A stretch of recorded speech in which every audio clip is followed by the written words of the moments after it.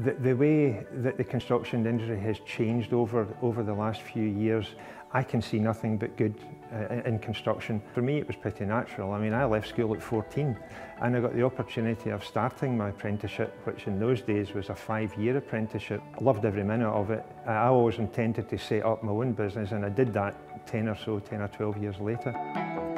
We built the company up to turn over about £1 million. We employed about 15 people. They then bought another company and we built that up to being about £2.5 million in turnover. Over the way we did some super jobs. One Devonshire Gardens Hotel, Loch Lomond Golf Club. More recently, St Andrew's Catholic Cathedral.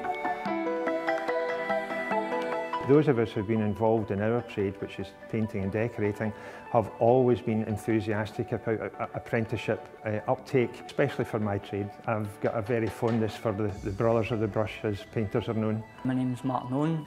I come from Castlemilk, paint and decorator with McTaggart and Leco, and I go to South Lanarkshire College. My first wage as an apprentice painter was less than £2. In old money it was £1.19 and 6. That doesn't even get you on the bus anymore.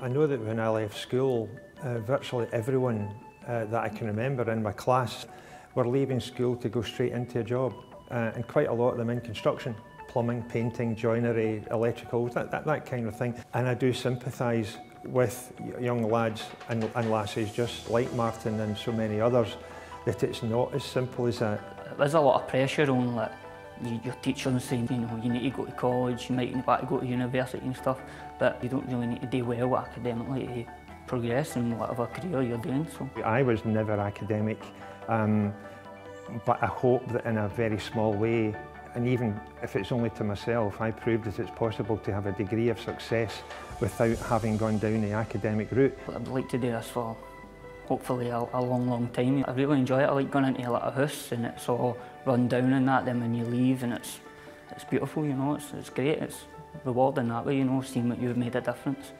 Coming up we have Scottish Apprenticeship Week, which is now in its 90th year of incarnation.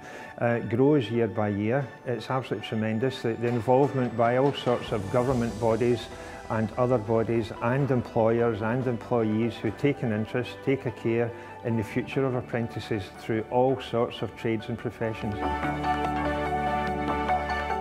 Believe it or not, a lot of people don't understand that traditional apprenticeships still exist, that they're still there, and it's the opportunity to put the two sides of that, the employer and the potential employee or apprentice, together.